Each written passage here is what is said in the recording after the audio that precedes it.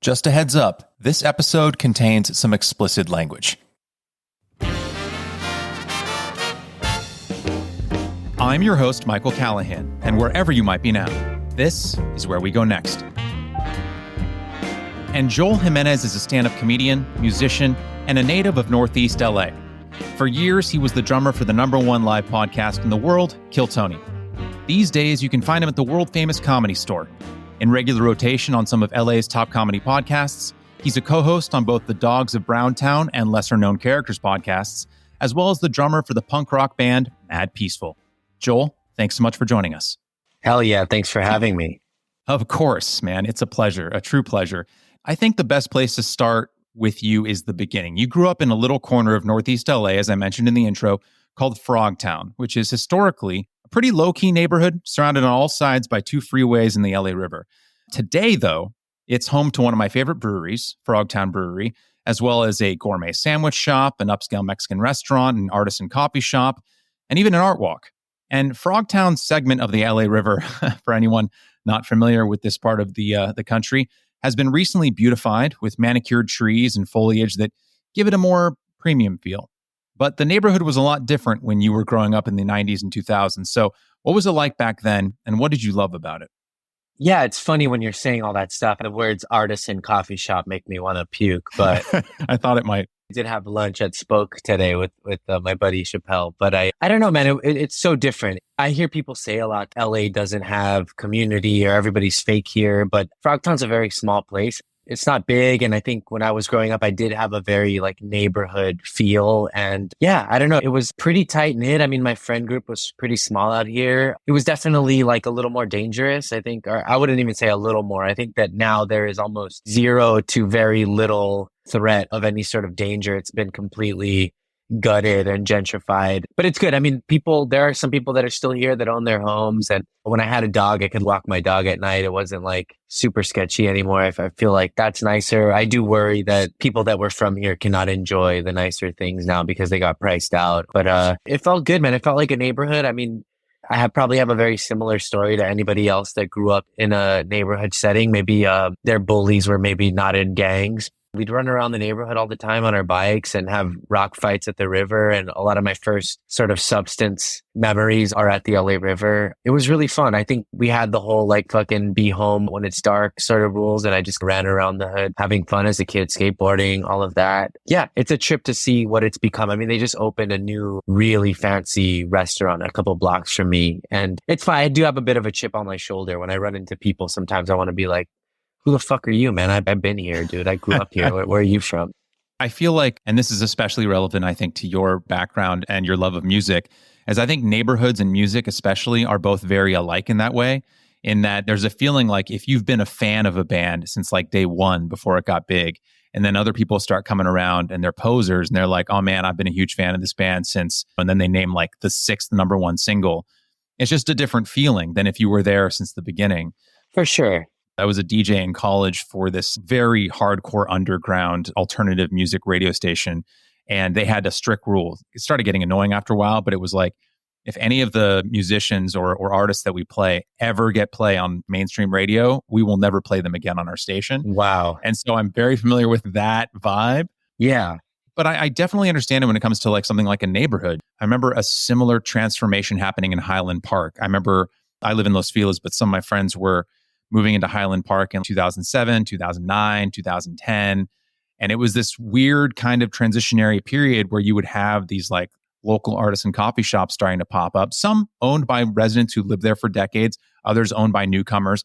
On that same street, you'd see dudes who were clearly in gangs just slow riding down the streets. It was this weird mixture of the old and the new.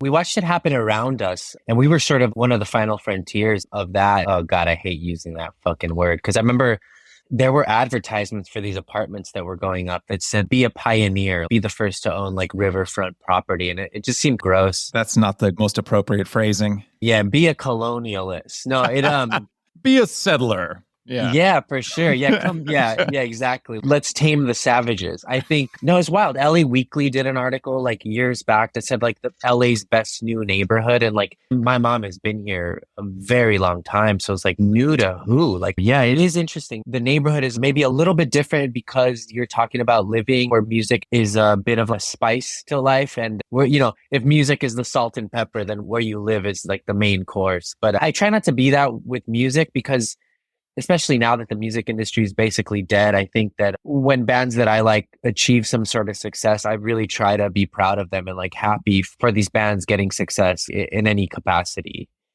Yeah, I hear that. But I get it. I'm still guilty of it. It's impossible not to gatekeep at some level. It's just about finding a balance.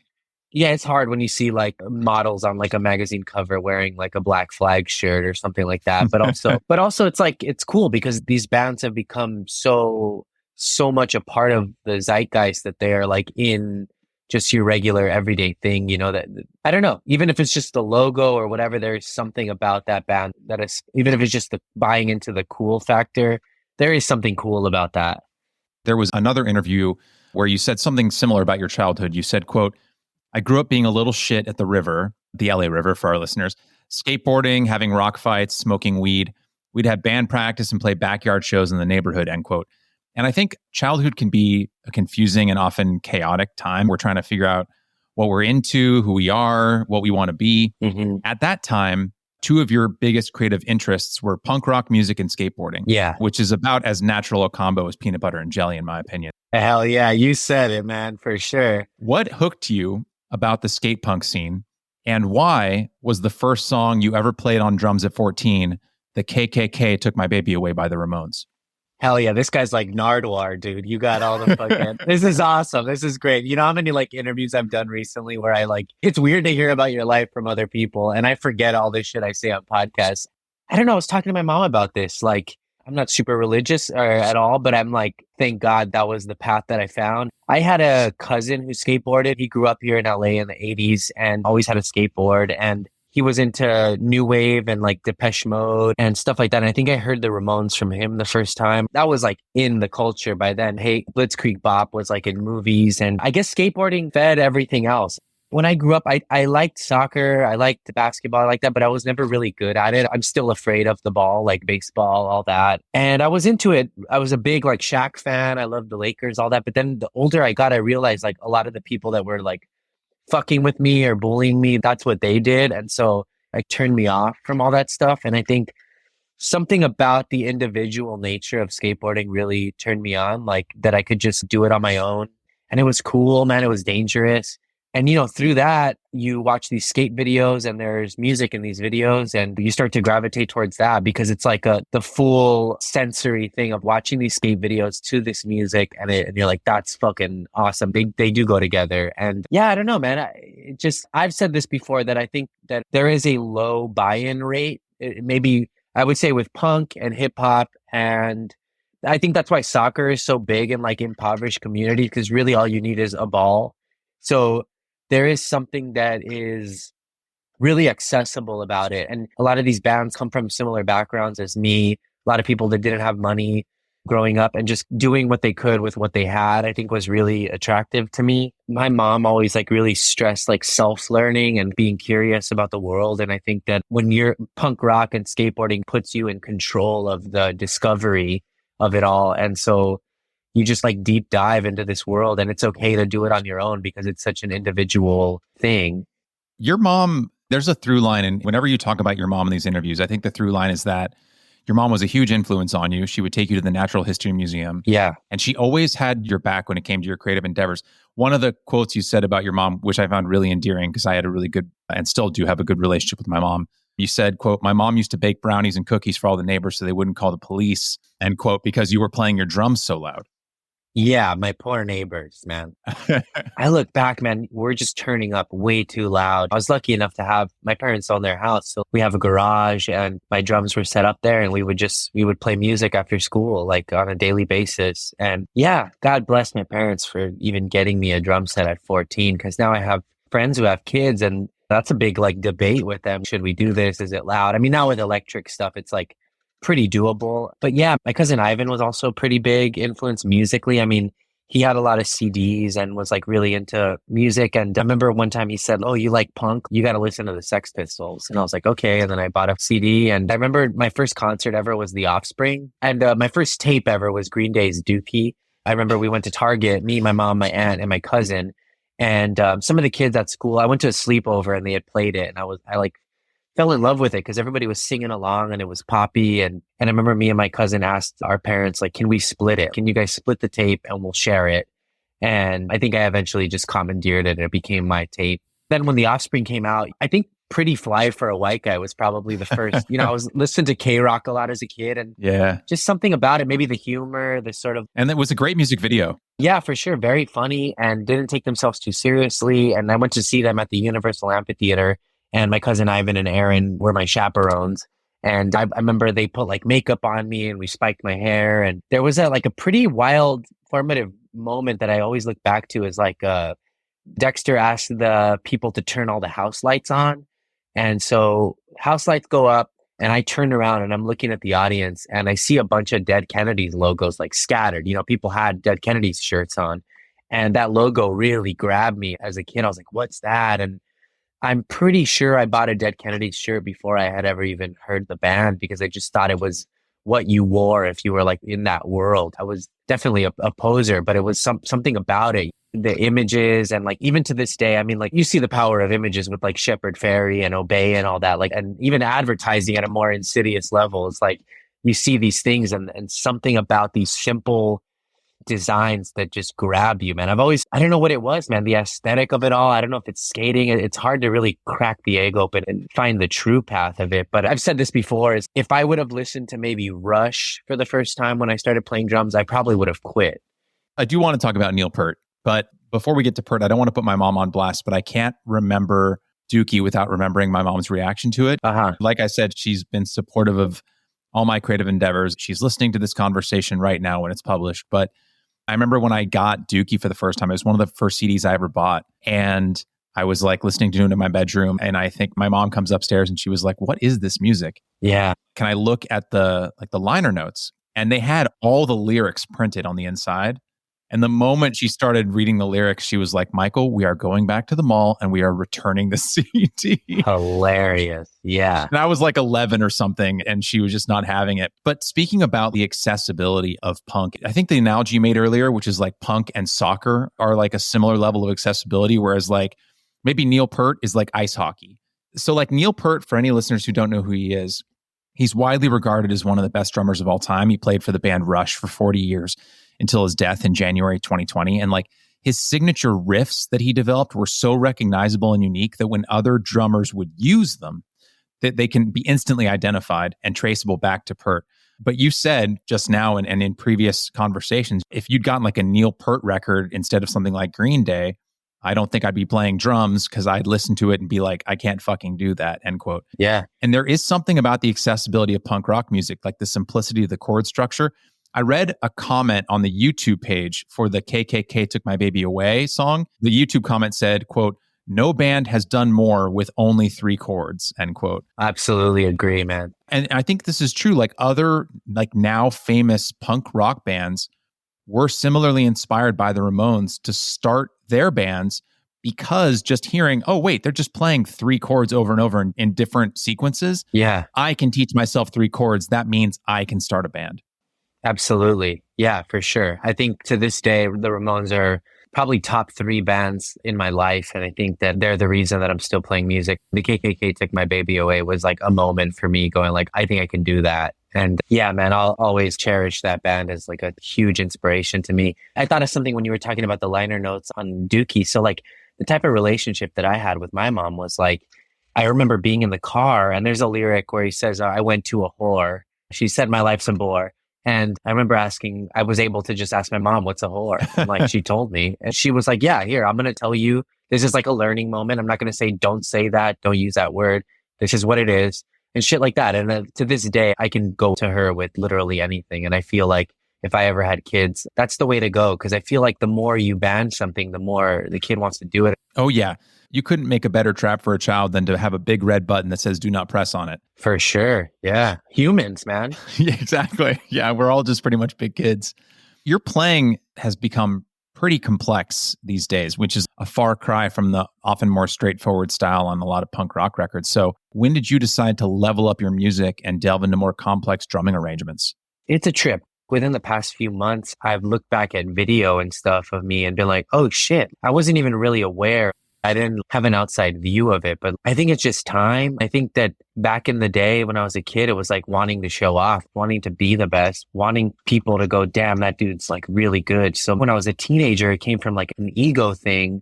But through that, you push and you got these athletes like Cristiano Ronaldo or like Messi, right? Like, or people will say Cristiano's like full of himself, or Zlatan Ibrahimovic, like they are sort of egomaniacs in a way, but I don't think you achieve Kobe, whoever, you don't achieve a level of greatness without some sort of ego. I don't think I really have that at the moment. I'm just really grateful to still be doing it. When people I knew in high school find me on Instagram, they're like, oh, you're still playing. And it's nice to know that I never really gave up on the dream. I have zero options. I'm not going to get a fucking, I mean, I have worked a 9 to 5 and all that, and I still have a day job. It's at the store, but it's just always kind of grabbed me, dude. I think I'm just like a true fucking wanderer. And I don't know, complexity now, I think it just happened with time and stuff. And now with this band that I'm in, Mad Peaceful, we're really putting together everything we've ever learned in our lives to make an interesting thing. I think that boredom, you get sick of playing the same thing over and over again, and you want to kind of branch out and try new things. It's funny because I'll watch a couple videos of me drumming back in high school. And, you know, when they say, oh, give it up for Joel, our drummer, like you'll hear a bunch of girls wooing. But back then you couldn't have fucking hit me across the face with that information. I would not have believed you. I was completely oblivious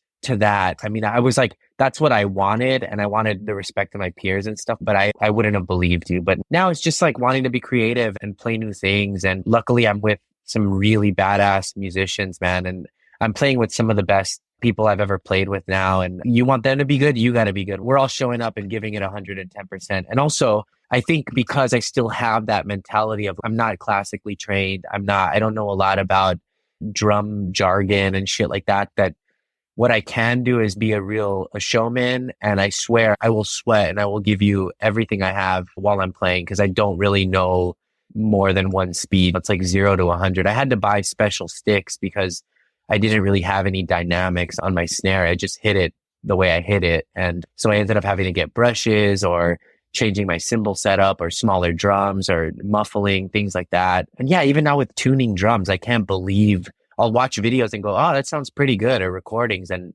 I don't know how I got there. It's really just repetition, man. I remember someone asking Dave Grohl years ago, how did you develop your signature drum playing style? Yeah. And he was like, that's just how I've always played. Yeah. I never set out to like make myself an icon of playing drums a certain way. It's just how I play them. And it's cool that people like it, but I never overthought it. But to make another music comparison, just hearing you talk about how you come to play and how you just follow your instincts reminds me of stuff I've heard when Paul McCartney talks about the Beatles. Because McCartney and Lennon were never classically trained. They can't read sheet music. And I think this is a good way to transition to stand-up comedy, which, like skateboarding and like punk music, involves a lot of just going on instinct and living in the pocket. Yeah. And I think similarly, the Beatles were able to be as big as they were because how a stand-up comic, especially one who lives and dies on like riffing in the moment, like you did in Kill Tony, is like being able to form those synapses in your brain, like a mental map in your head about how you can make connections between one topic and another topic to bring it together within a 2-second window to make it funny. And I think that there's a subconscious level of learning that's happening in the background where you think like, all right, this person's wearing this. They just said this joke. Their face looks like this. Mm-hmm. Say this now, go. Yeah. And then you're getting instant feedback as a comedian of whether or not that's working or not. In the same way that you get instant feedback from your bandmates, is this riff that I'm working on any good? If it's not, all right, made it my mental map. Let's expand it, try something else. And I think there's that level of gut instinct that you either do or don't have as a musician or a stand-up comedian or a skateboarder, where you either are able to form those mental connections in the moment and then build on that information like a library in your brain, or you don't have it. Yeah. You got it. So I think also just real quick, Ringo Starr, a left-handed drummer who plays a right-handed drum kit, just like same thing. I'm left-handed. I just didn't know you could set up your drums that way. Travis Barker's also left-handed, just played a right-handed kit. His drum teacher was like, if you want to play the drum kit, you just have to play this one. And so he just did it. And all these videos I was watching, everybody set up their drums that way. So I just didn't know there was another way. Anyway, that was just a little, you brought up the Beatles, and I'm not comparing myself to Ringo Starr, fellow Ludwig artist. But yeah, I don't know. I don't even know where that comes from. I wonder if a lot of it just comes from fear, and some of it is just laziness and not really prepping and just being able to bullshit my way through, just faking it till I make it. I think that goes back to punk. That goes back to stand up. You always want to present like it's bigger than it really is. I think people maybe have a perception about me and don't really know what my everyday regular life is like. And I think a lot of that is due to like my stage persona and stuff like that. Yeah, your stage persona is rather outsized. For sure. I would agree. And I quit drinking about 8 months ago. And I thought for a long time that I was an extrovert. And now I realized I was just hammered all the time. Now I'm very quiet and a little bit withdrawn at times. And I enjoy good conversations with my close friends, but I don't know how much I'm out there being loud and stuff the way that maybe people think that I would be. Back in the Kill Tony days, people would meet me and be like, I thought you were going to be an asshole. And I was like, I'm going to kill you before you can get me. And if you get me, then I'm going to figure out a way to own it and make it crazy so people forget what you just did. Yeah. Speaking as someone who, I wasn't necessarily a quiet kid growing up. I was a very extroverted kid. I loved raising my hand in class. Yeah. The way that I learn is by asking a bunch of questions and being really involved. And especially with a big curly afro and red glasses and braces with rubber bands that I would change depending on the holiday. So when it was Halloween, this was in 5th grade, I'd have orange and black rubber bands on my braces. I would have probably made my life easier if I just would have painted a target on my back and said, bully me. Yeah. Because that's pretty much exactly what happened. But I say that because I relate on a deep level and I see the connective tissue between something you said 10 minutes ago and something you just said now, which is you saw as a kid what your bullies were playing, like the activities they were doing. And that created a trigger in your mind between their activities and the bullies themselves. So you ran from those activities into something they weren't doing. And that's what you ended up falling in love with. And I see an emotional through line between what you said about that and also this idea that you were drinking alcohol because you were unsure if the person you are naturally without it would be embraced. And so you tried to become someone else because you thought that's who people wanted you to be. Am I off base there? I think that some people do that for sure. I get where you got there. I think alcohol for me was always a way to just calm my anxiety down. I'm a very anxious, nervous person. And for me, alcohol was like the solution to that. I've always been myself, even when I was like more boisterous and stuff. That was just an upped level of who I am. No, I think for me, it was just a way to quiet down the voices and feel comfortable. I think I've always felt a bit uncomfortable in my skin or a little bit different and not special or anything, but just, I think that goes back to punk and all that too. And just the way the world is that whatever the majority is into is usually wrong. And you see it with whatever politics are or anything like that. It's usually there is like a small group fighting for their rights. And I think history shows that a lot of times those people are right. I don't know. This is just maybe like a thing that like how birds can fly in a V together or dolphins fucking swim together. I just always felt like different. I've always known that I've looked at the world and gone, this isn't the way that things should be. And just trying to find a way to find peace and be happy within that huge system that governs your everyday life and trying to like live alternatively and find peace in a life that you want to create for yourself. I think for me, alcohol and just substances in general are just a way to quiet down all the negative thoughts and the emotions of the panic that I would have on a daily basis. That's all probably chemical imbalances or whatever Catholic school or whatever fucked me up as a kid. Oh, I feel that, man. Look, I've talked about this on the podcast before as someone who has self-medicated for depression in really unhealthy ways. Yeah. Before eventually going to like cognitive behavioral therapy and then doing Lexapro and eventually just doing the work. I have used alcohol or marijuana in the past as a crutch because, and I very much relate to what you said, it sounds pretentious when you say, oh, I see the world differently. I'm not saying that as some kind of brag. I'm saying that like, it is a mechanism you wish you could turn off because it drives your anxiety and your depression. Because you keep having this question in your mind, why isn't everyone else freaking out about this the way that I am? Yeah. Why do I feel so uncomfortable in this room right now and no one else does? And it makes you feel weird and strange. And so I totally relate to that. On that note, Joel, you officially started your stand-up career sometime around 2011, 2012, if I've got that right. Were you like 22, 23? December 21st, 2011. I don't know how old I was. I'm 36 now. So it's been 11 years. So that would be what, 25, like maybe 24, something like that. And real quick, going back to the alcohol thing, it was like for a little while on Kill Tony and things like that, I did feel like maybe I had to hit a certain level of insanity for people to be like, oh, that's Joel Burke. That's what he does. Where like maybe sometimes I just wanted to chill and do the show and not have to drum battle. So I don't think you were completely off. I want to do a deep dive on Kill Tony too, because I can especially understand, as a fan of the show on the outside looking in, there's no way to be in that show and be low energy. Like you would not make it, I don't think. But I think to lay some groundwork here for the start of your comedy career. So you started in December 2011. Comedy, like we talked about, has always had that kind of punk rock vibe. Because I think the nature of stand-up comedy is to push boundaries, it's to rebel. Punk music, to people who are unfamiliar with it, it's not unusual for some punk bands to be antagonistic to their own audiences. Yeah. Because it's part of the aesthetic of punk. And I think similarly, it's not uncommon for some stand-ups to be antagonistic with their own audiences because that's kind of part of their bit. Yeah. So before your official start as a stand-up, when did you first become interested in stand-up comedy as an art form? When did you first start thinking, hey, maybe this is something I want to pursue?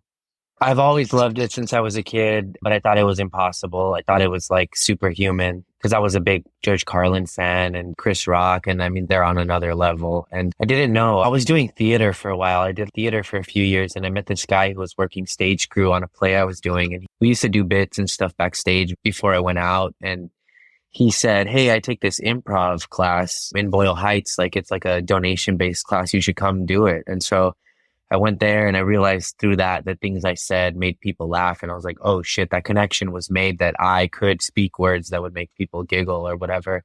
And then they turned me on to like podcasts. I had some old shitty fucking Shuffle or something. And I remember they told me about the Nerdist podcast. And I remember listening to that and hearing them talk about the Meltdown and the open mic there and comedy. And it just opened up the world, the culture a little bit for me. And I remember going to Meltdown like a week before I was going to go sign up to just watch. And I went with like a 6-pack of beer and I just sat and watched everybody go up on the open mic. And then I went the next week, but I didn't get called in the raffle. But I met some guy in the lobby who gave me a flyer for another mic. And I went to that mic and I did a couple shots, like airplane shots of Jack out front, had a Pabst and went up and like, it went okay. It wasn't awful, you know?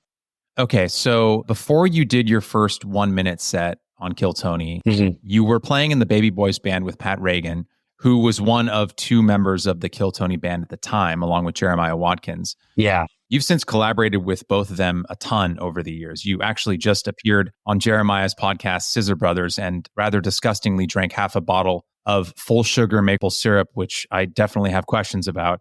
You met Pat, I think, at open mics, right?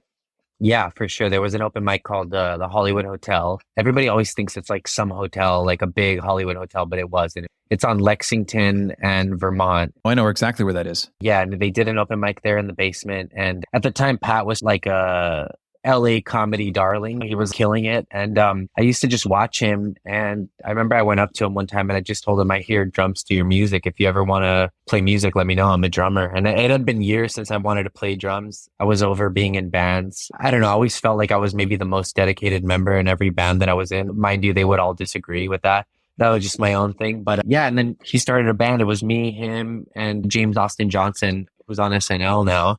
And we just started playing these songs. We got together. I like auditioned and then, yeah, we started playing. We played a couple of shows, mostly like a big portion of LA alternative comedy scene would come out and support. And yeah, and then we just started playing. And I think Pat had got into the store somehow and he was doing warm-ups at Roast Battle, which is a show at the Comedy Store. And he would always tell me, oh, you got to come to the store. Like, you got to check this place out. And I didn't get my license till I was 30. So the store was like a world away for me because a bus would take fucking forever to get there. But I started rolling with him. He would like pick me up and I'd go with him and hang out. And then I guess one night he had a pretty great set at the Roast Battle and Tony was there and Rogan was there and Red Band.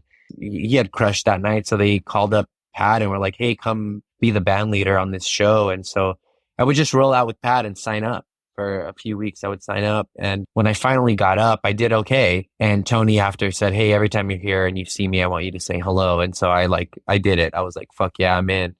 And I didn't have a drum set small enough to fit up in the belly room because it's a real small space. And one day I was at a thrift store and I found an actual kid's, like a toy bass drum, but it was made of wood. It was nice. And I told Pat, he drove me to the drum store. We got new heads for it. And that was it. I was there that Monday, fell in love with the place. And I was like, I'm I say I sank my claws into the carpet and I was like, I'm never leaving. Like, they're going to have to kick me out of here.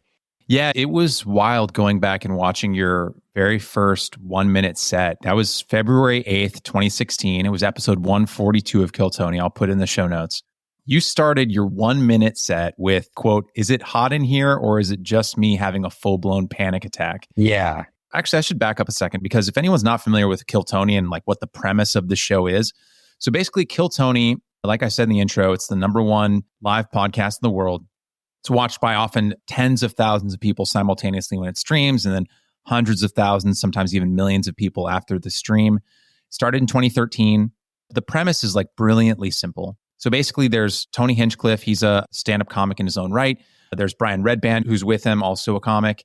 And then they'll have either a comedic guest, or even up to 3 or 4 comedic guests, join them on the panel. And then the conceit is they'll just have a bucket with names. So there are people who are in the crowd who want to try their hand at stand-up comedy. They'll put their names in a bucket. And then over the course of the next 2 hours, Tony will put his hand in the bucket, draw names out. If your name is drawn, he calls you, you go on stage, you have 1 minute to kill. To our listeners here who aren't familiar with that, if you do really well in comedy, you kill or you murder. So that's the Kill Tony name. And you have 1 minute. And then after the minute probably comes the most enjoyable part, which is then Tony interviews you for the next 7 to 10 minutes. And you either do well in your answers or you bomb hilariously in front of a packed room of people. Yeah. And in front of an audience of hundreds of thousands of people.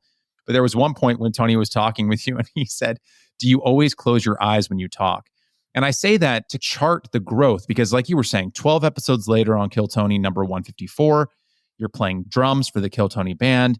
And then you got your own microphone for your own comedic quips by episode 200. Mm-hmm.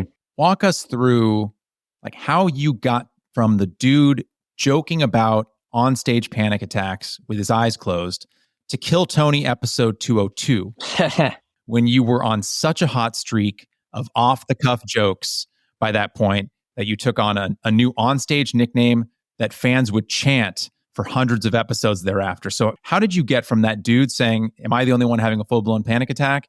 to the guy who literally, and I hope I don't blow up your ego too much here, Joel, you would have some of the funniest lines on any Kill Tony episode, literally just riffing off your mic from your drum stand?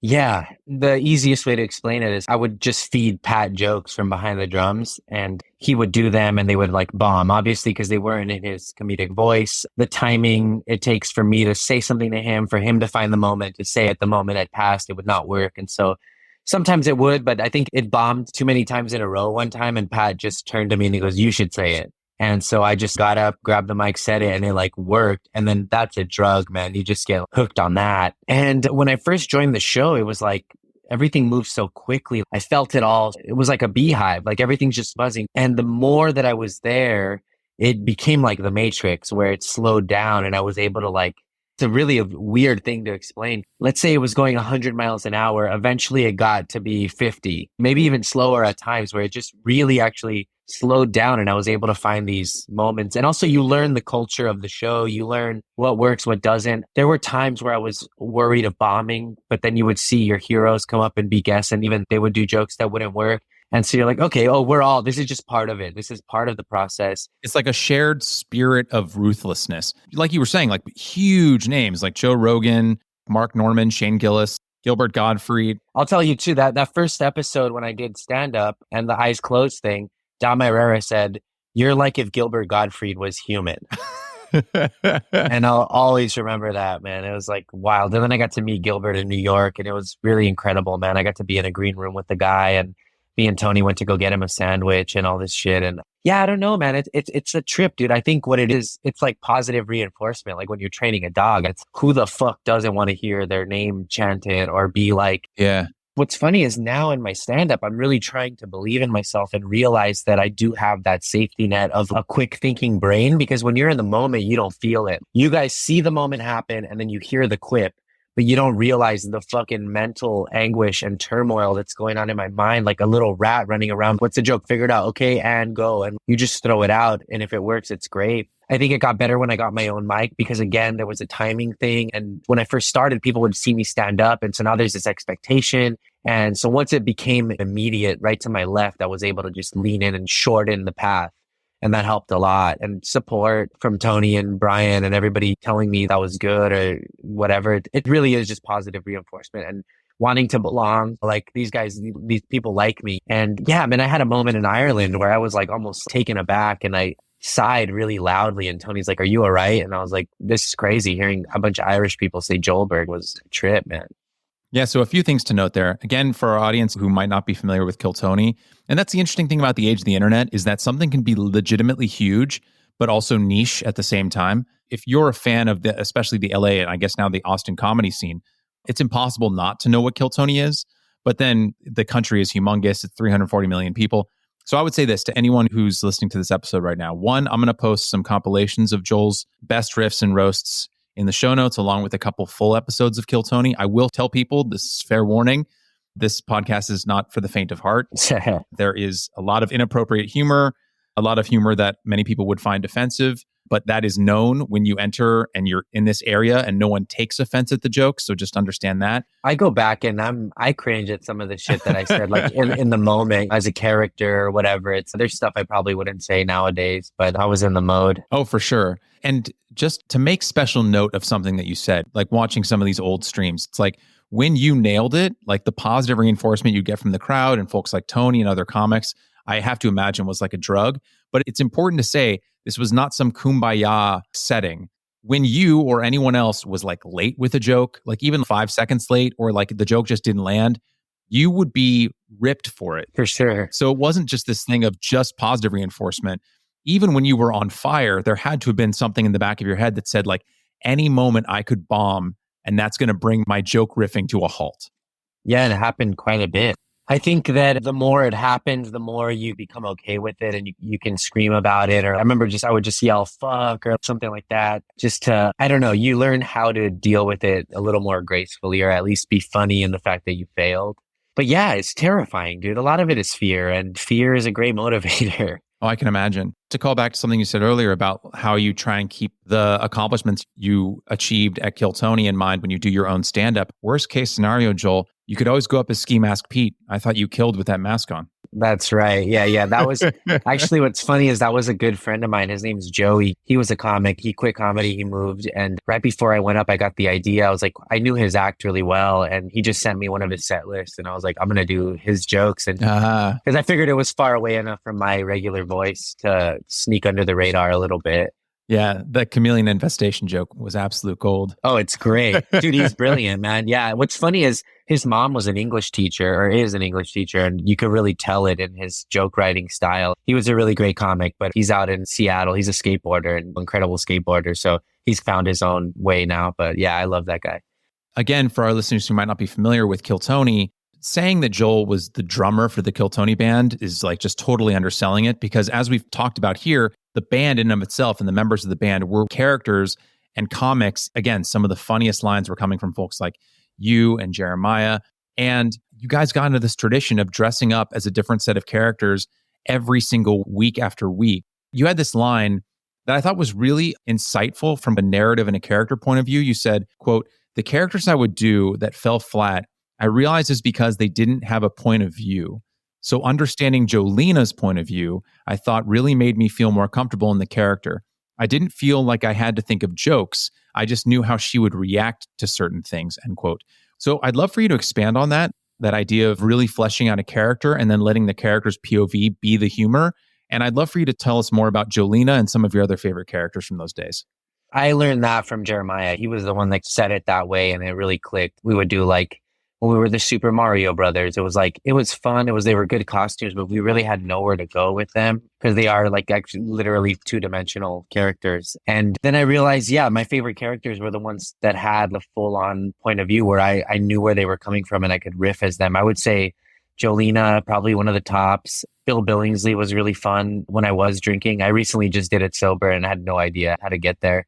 And I wasn't method acting when I was being Bill Billingsley. I was fucking drunk off my ass a lot of the times. But who else? Let's see. Was that episode 605? The comedy mothership return that you did? Yeah, that's the one I was sober. And it was just like a little funky. Because we were changing characters. So I didn't really have time to settle in. It was just go time. Yeah, the rednecks were really great because like, which way they would take things. Whenever I play Tony, it's really fun because I've been around him a lot and I know how he reacts. The Mafia characters were good. I think Big Panic is a good one, but also very similar to Jolena. And Jolena, you based her on women you knew growing up in your own neighborhood.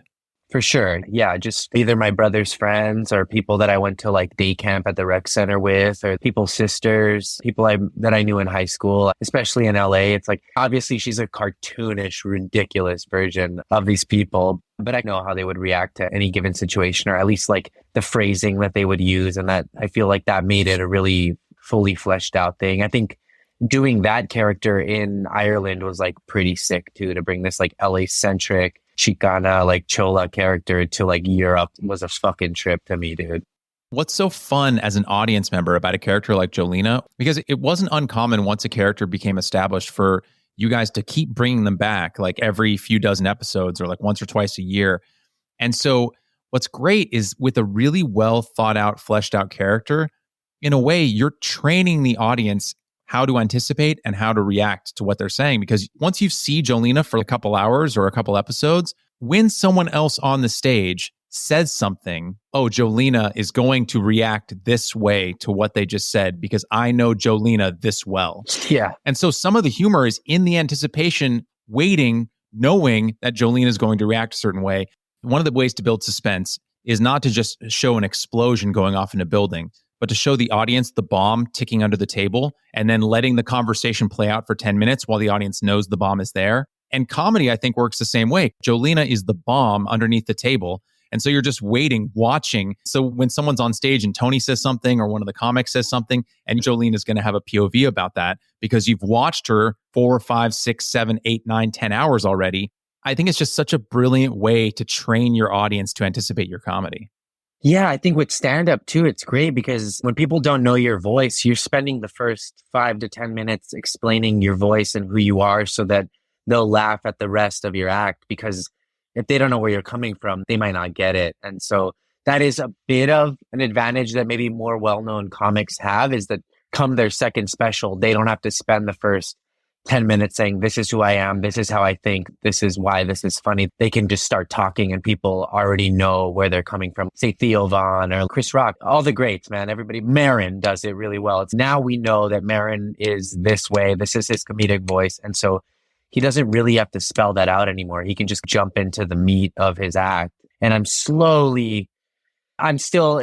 funny because I've been doing stand-up now 11 years and people still think that I'm just new to it because they thought I was just the drummer on a show. But I'm still in the realm of showing the world what my comedic voice is. And I think it's going to take a while because until you have any sort of like success where people have already seen your act and stuff, then you get a bit of that privilege. It doesn't make it the writing or anything any easier, but I don't know, maybe it does. Maybe it flows out a little more because you don't have to give as much setup.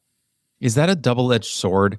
You become famous or well-known for being part of either an ensemble or being part of a larger entity like Kill Tony, and people really come to love you and associate you with that show. But in a sense, it could feel like, if I'm reading this correctly, it can also stunt both the growth of your own personal brand, like establishing yourself as Joel Jimenez, person separate from Kill Tony, person separate from all the characters you know me playing. And also, I imagine, just because Kill Tony is such a work-intense enterprise, that it probably just sucks a lot of the time that you would otherwise spend developing your own act, taking nights off to go up and rehearse that. It feels like it's both a blessing and a curse. I imagine you're very grateful for the years you spent on Kill Tony, but it seems like it didn't come without costs.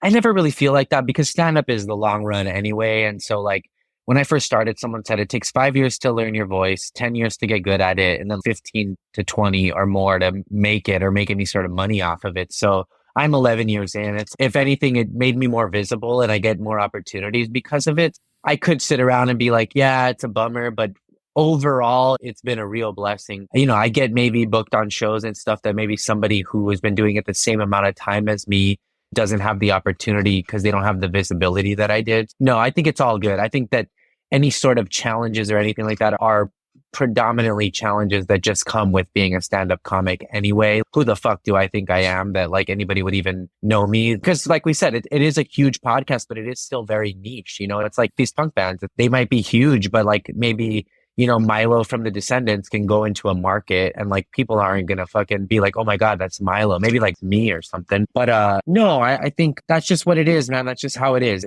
That's stand up. It's the long haul and you gotta just enjoy the process. And when I get off stage and somebody says like, oh, I've never seen your act. I only know you from Kill Tony. That was really good. And so you could see it as an opportunity where people are let down, or you could be as an opportunity to go, maybe once they learn more about me, they'll like me even more. Or they'll be like, whoa, I'm like you. I think my stand-up is a lot more relatable than my character on Kill Tony. I think my character on Kill Tony was very boisterous and confident, and I am, but I think I have more in common with your regular everyday person than I don't in my stand-up. And I talk about all those struggles and stuff in my act. So yeah, I don't know if that answers that. Watching your stand-up, it's night and day from your persona or the Joelberg. Slight tangent. Before I learned and traced the history back to how you got that nickname, for the longest time, I was like, oh, cool. Like a dude who's like Hispanic and Jewish. That's a pretty cool combo. Hell yeah. I'm 2% Jewish. I did Ancestry.com. I mentioned a little earlier that you just had the Kill Tony band reunion at Joe Rogan's recently opened comedy mothership in Austin, Texas. What are your thoughts on the Austin comedy scene? Could you see yourself ever going there? And has the move of a lot of LA comics to Austin changed the dynamics of the LA comedy scene over the last 3 or 4 years? Yeah, I think the Austin comedy scene is very young. I think it's got that energy of a new thing. And I think it's cool. One thing that like people always say, don't start in LA. There's always this who's in the room syndrome of what if a manager's here or a producer's here. And I think that sometimes that can be a bit of a hamper. Like if you're nervous or maybe you get seen too early or you're not ready or you're worried about bombing in front of some executive or blah, blah, blah. I never felt that way. I started here. I didn't know any better. I was just from here. I did it. I think what's great about Austin is they can really hone their skills and they have a lot of places within walking distance to do multiple spots a night. And you see it. The people that are good are getting good really fast and really learning how to work these crowds there. I would say that's the biggest benefit is like the stage time. They are in a bit of a creative incubation. I don't know. It just seems buzzing. It seems new. They get a lot of the stage time. All that is a real huge benefit. And once they get really good, they can decide if they want to stay there or move to New York or LA or Chicago or Seattle or whatever it is. And they'll have a really nice tool belt when they move. Me, I don't know. I don't see myself moving there ever. I made that choice when the show moved. I love Texas. It's fun. I don't think I would live there. I'm 36, man. If I would have gone anywhere, it would have been New York and it would have been when I was younger, like maybe in my 20s. I feel like I'm too old for that. Who knows where the fuck I end up in 10 years? I'm open to positive change. But at the time being, I'm a door guy at the store now. It's something I've wanted for a really long time. And I'm going to stay there until I feel like I've done what I want to accomplish there. In the past, it was like, I always wanted to be at the store. That seemed untouchable. Now I'm there. A couple door guys all just got passed as paid regulars now. And I'm like, oh, this is interesting. Like my friends just got passed. I'm in the arena now. So as long as I don't drop the ball and like all of that, it's definitely a possibility in my future. And I love the store and I would really like to have that as an accomplishment. It would mean a lot to me to get my name on that building someday because it felt like an impossible dream a few years ago. I would say the LA comedy scene changed because comedy is oversaturated as it is. And I get it. Like people want to try it. People want to do this. So I would say when people moved, it just opened up paths for maybe some people who would not have been seen if it had been too crowded. And maybe some people got a little more visibility because the herd got thinned out a little bit. And it's been great, man. A lot of new people at the store, a lot of really great comics. So I would say that's the biggest thing. And I think this thing's big enough for everyone. I think Austin's going to have its thing. New York has its thing. Everybody's got, you just join the scene that you get in. But I guess by the nature of LA being such a big place and an industry-based place, quote unquote, I think that when people leave, all that people do is move up in line a little bit. I heard Jay Leno said this thing about like, he would go sign up at these mics and you'd have to wait in line. And so people would be like, I'm not going to wait in line. And they would get out of line and then you would just move up into their spot. And that's like a good representation of what stand-up is. If you just stay in line, don't quit, don't kill yourself, you will inevitably continue to move up as long as you keep working.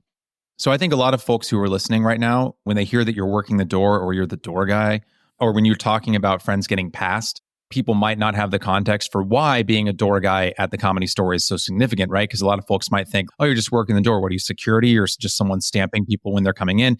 So could you walk us through briefly and how it relates to the trajectory of your career, what the kind of hierarchy and order of operations is when you're trying to become a regular comic at the Comedy Store? Yeah, I had a kind of non-traditional path there, but I think a lot of it is you hang out a lot. You sort of do your shows and then end up at the store after your shows and hang out and show your face. And then when you have friends that are there, they'll vouch for you. You get to go up on maybe potluck, and then from potluck, you become friends and family. And then from friends and family, people will maybe recommend you to be a door guy. The best way I've heard it explained is being a door guy at the store is like Ivy League for comedy. It's probably the highest. It's a really big honor. And I think a lot of people really want that job. And it's a lot of people's dreams to be a door guy. Maron was a door guy, Bobby Lee, Ari Shaffir, Jim Carrey, Robin Williams. So we're in a lot of like really great company. And now that I'm a door guy, you get your development spots. And as things move up, you can become a paid regular. Paid regular means you get your name on the building and you get to perform there often and you get paid. And for comedy fans and for people that are comics and love the lore and the history of it all, it is, to me, there is nothing higher and there's nothing better than that. We're like a family there, man. And I've said that about, and I know a lot of toxic workplaces say we're like family, but I was talking to Jesse Johnson recently about it. And I was like, why do you think like it's different here? And she said, it's because we're all going to know each other for the rest of our lives. You know, this is the path that you choose. And so it is truly more of a familial thing than if you're working at CVS or some sort of office job. Yeah, I don't know. It's incredible, man. Even my worst night there is still really great. And I'd rather have an awful night in a historic building than at someplace that isn't, you know, an office job or something. And actually, speaking of, I don't know if it was your worst night, might have been your worst morning. You mentioned earlier you've been sober 8 months now. On the topic of alcohol, you said on the Sizzler Brothers podcast, which is co-hosted by your friend Jeremiah Watkins and also Steve Lee, who's affectionately known as Stevie Weeby, you said, quote, people would ask me, what do you like? I'd say all of it, end quote. And you're referring to alcohol. Yeah.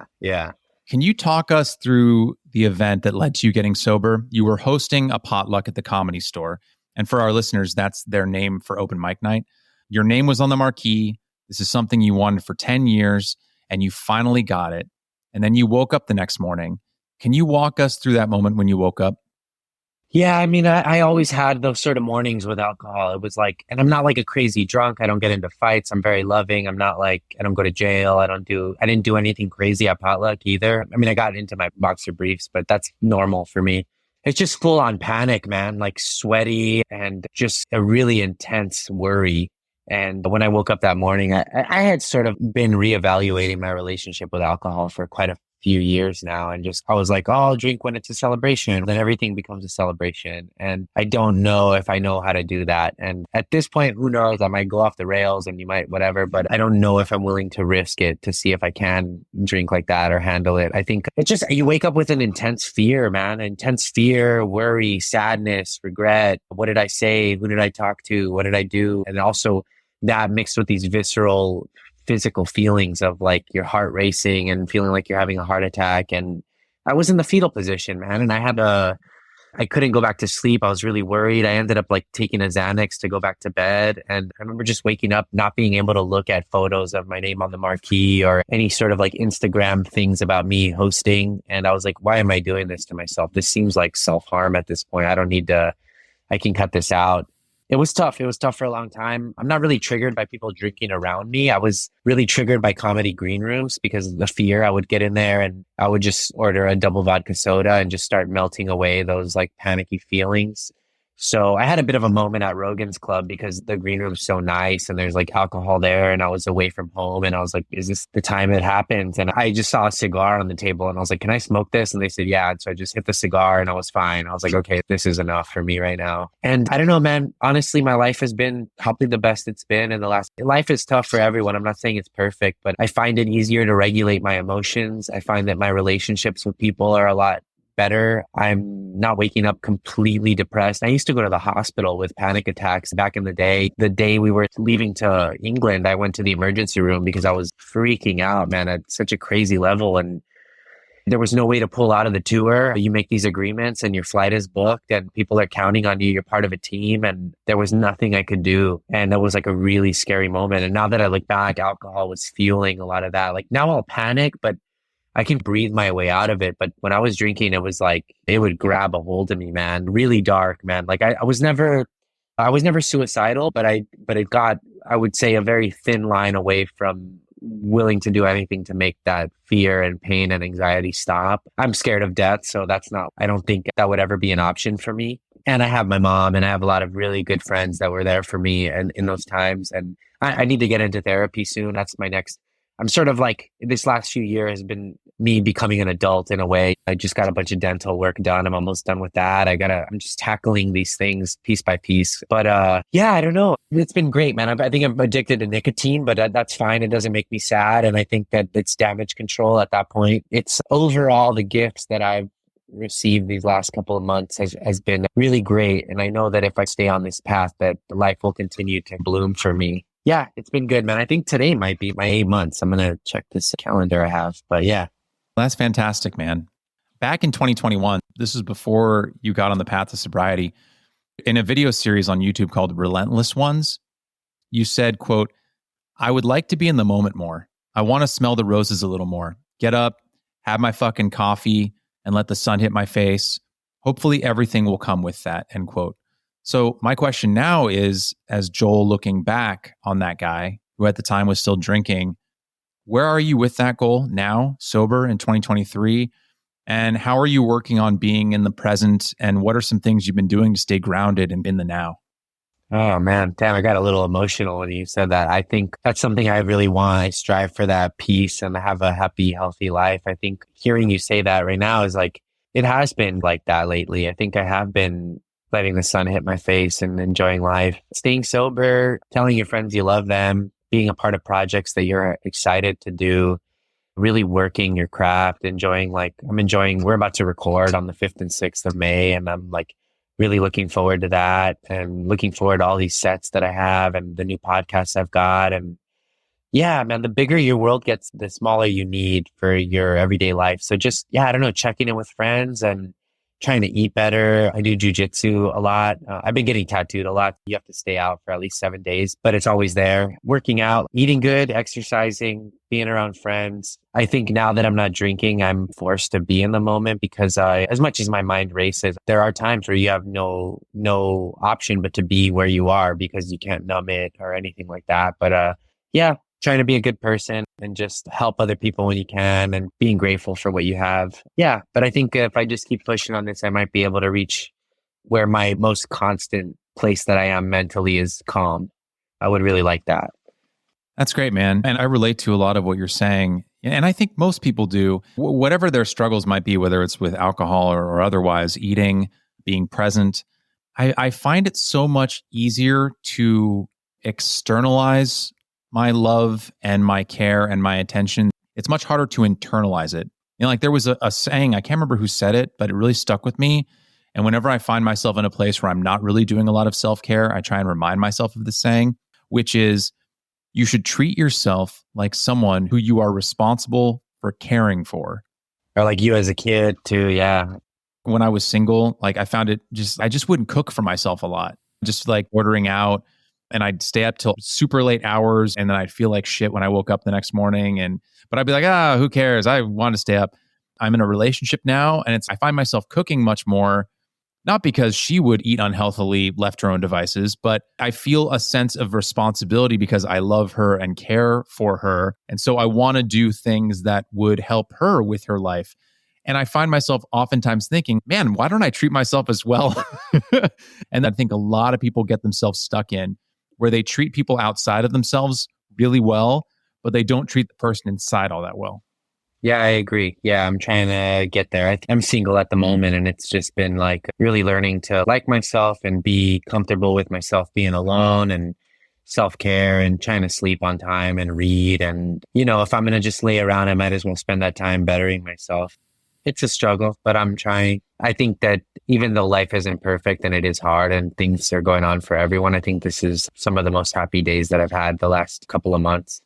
I don't know where you find the time for any personal alone time. Me either, dude. You have so much going on between your stand-up and your band and your 2 podcasts and then all your podcast guest appearances. So I'm so grateful that you were able to make the time. And I say this as a recommendation to anyone listening to this. Please go to the show notes because the characters that you play, Joel, on Kill Tony and elsewhere, and your commitments to the bit, they're absurd, hilarious, incisive, cutting, so in the moment. You're so sharp. But I think what we've seen from this conversation is that you're just an intensely thoughtful guy. And so it's just been a real pleasure. So thank you again, Joel, for the time you spent with us today. And thanks for your comedy. Man, thank you. Thanks for having me. Thanks for all the research. This was really fun. It was a great interview. You never know what you're getting into. So I really appreciate it, man. I think my mom might like to listen to this. She got a couple good shout outs on this. So.